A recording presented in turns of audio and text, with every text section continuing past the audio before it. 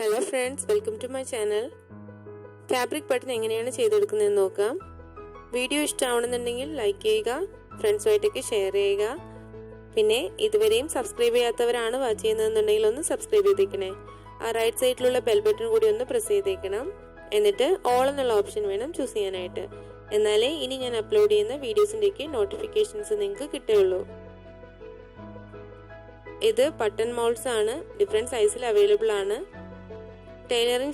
ടൈലറിങ്ങിന്റെ materials കിട്ടുന്ന എല്ലാ ഷോപ്പിലും ഇത് അവൈലബിൾ ആണ്.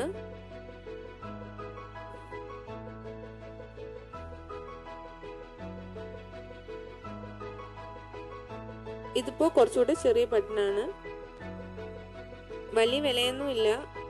ചെറിയ ബട്ടൺ ആണെന്നുണ്ടെങ്കിൽ 5 രൂപയ്ക്ക് ഒരു ഡസൺ തന്നെ കിട്ടും.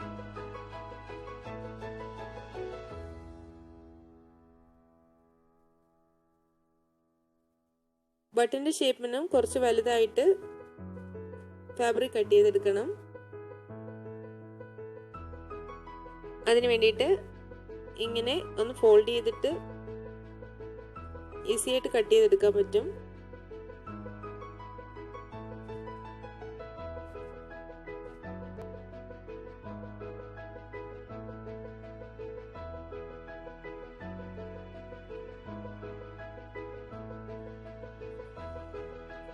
ഇങ്ങനെ റൗണ്ട് ഷേപ്പിൽ കട്ട് ചെയ്തെടുക്കുന്നു.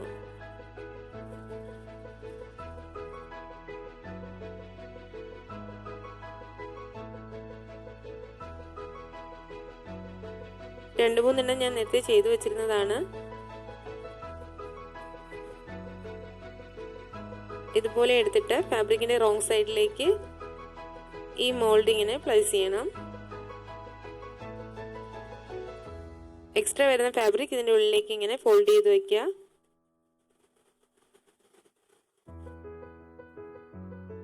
എന്നിട്ട് അടുത്ത പാർട്ട് കൊണ്ട് കവർ ചെയ്തെടുക്കുക.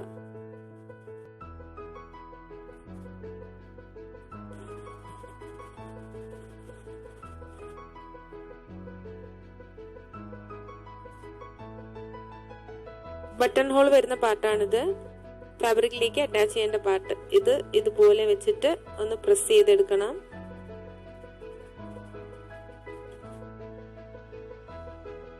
നന്നായിട്ട് പ്രസ് ചെയ്തെടുക്കണം.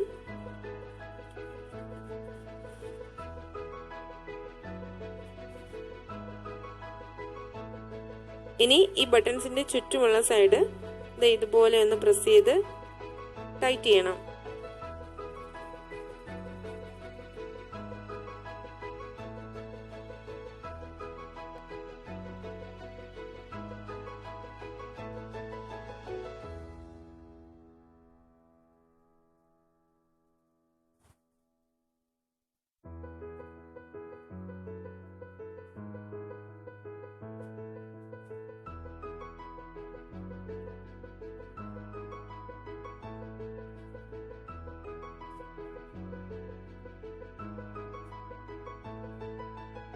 നന്നായിട്ട് പ്രസ് ചെയ്യണം, എന്നാലേ ഇത് നല്ല ടൈറ്റ് ആയിട്ടിരിക്കുള്ളൂ.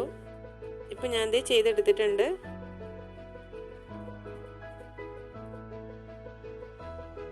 ഏത് ഫാബ്രിക് വെച്ചിട്ട് വേണമെങ്കിലും ഇതുപോലെ ബട്ടൺസ് ചെയ്തെടുക്കാം.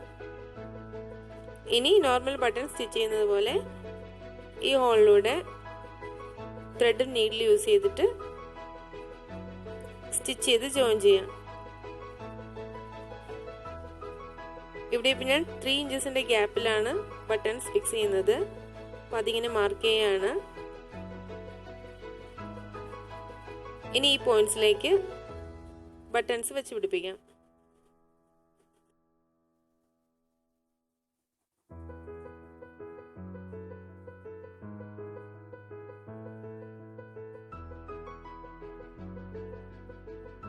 ഇപ്പം ഞാൻ ഇത് ഫിക്സ് ചെയ്തിട്ടുണ്ട്.